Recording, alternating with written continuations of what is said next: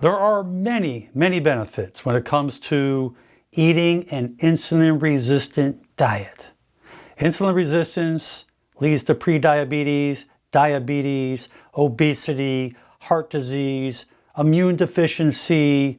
It affects many of our organs.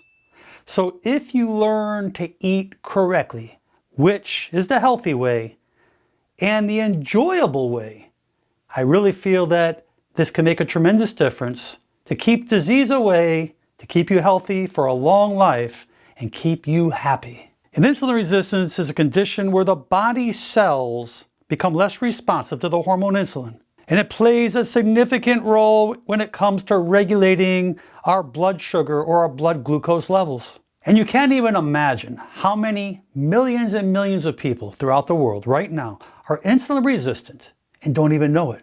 And it's quite scary because they have no symptoms.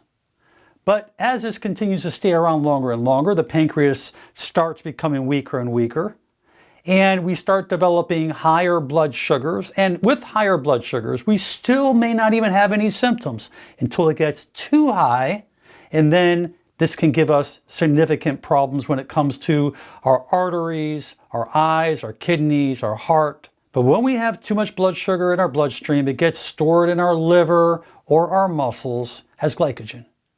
And unfortunately, when it gets stored, it starts bringing in more water with that glycogen. And that's the reason why many people who have high sugar levels have higher amounts of weight that they're walking around with, because you're walking around with more water because you're carrying around more sugar.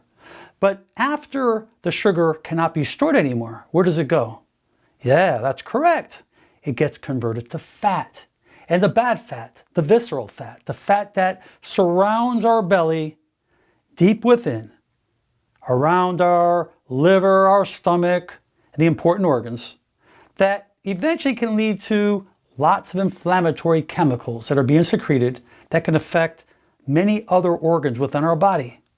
So that excessive weight that you're putting on most likely is coming from too much sugars. And when we start reducing the processed refined sugars, those refined carbohydrates, and the unhealthy fats, which may be saturated fats or trans fats, and if we start consuming foods that are low in carbohydrates, even though carbohydrates are healthy, but the carbohydrates that are natural, those that have the fiber, not those that are refined and processed, as well as eating those healthy fats, olive oils, avocados, and our healthy proteins. And that's what's going to take away your insulin resistance and prevent you from getting diabetes. The American Diabetes Association recommends starting out with a dinner plate that's about 9 inches across. You'll then fill half your plate with non-starchy vegetables like broccoli, asparagus, or Brussels sprouts. Next, you'll fill 1/4 of your plate with lean protein foods.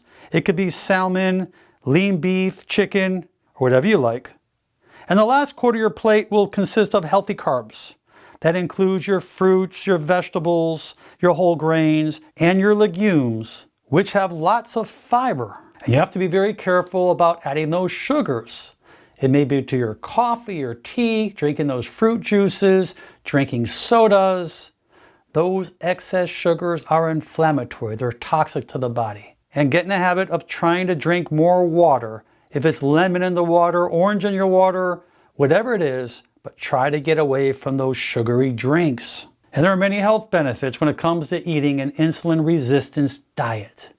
This can prevent many, many problems, as well as diabetes. It will improve your heart health because high blood sugar will definitely affect the inside of your arteries. It can cause clogging. And if you're lacking blood supply to your heart, we call it a heart attack, and to your brain, we call it a stroke.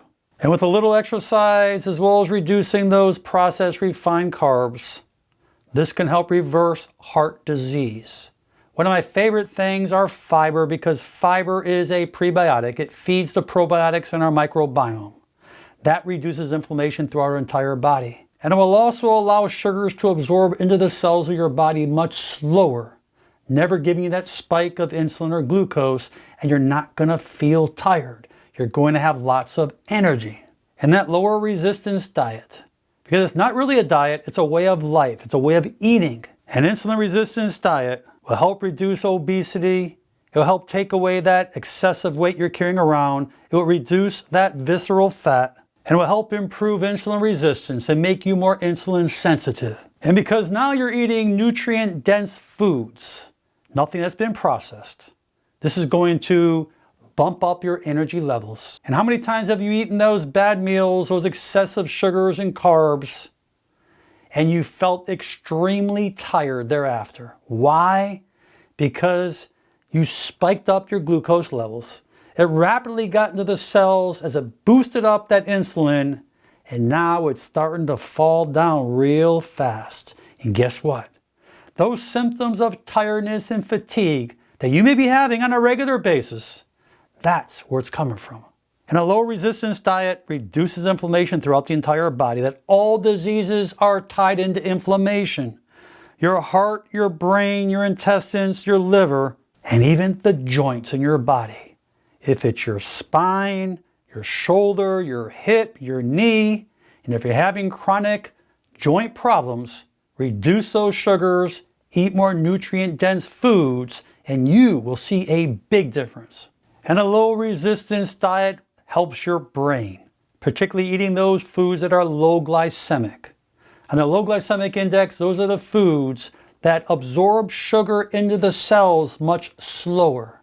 High glycemic foods like sugars absorb sugars into the cells much faster. And the slower we absorb those sugars into the cells, the more we can focus, the better our memory is, the less anxious we are, the less depressed we become.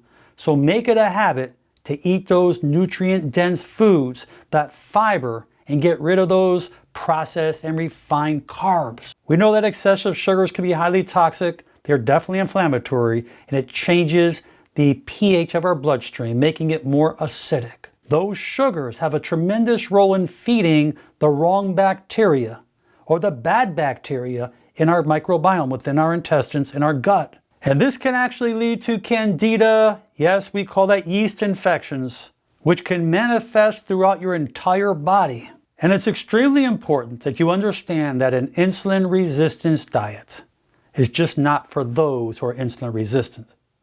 It's for everyone. It's preventing insulin resistance. It's preventing prediabetes and diabetes. It's preventing heart disease, cardiovascular problems. It's preventing a multitude of potential problems that could be occurring in our bodies. We must eat healthy. That is the bottom line. I hope you enjoyed this video. Please share it with your friends and family. And most important, make it a great day.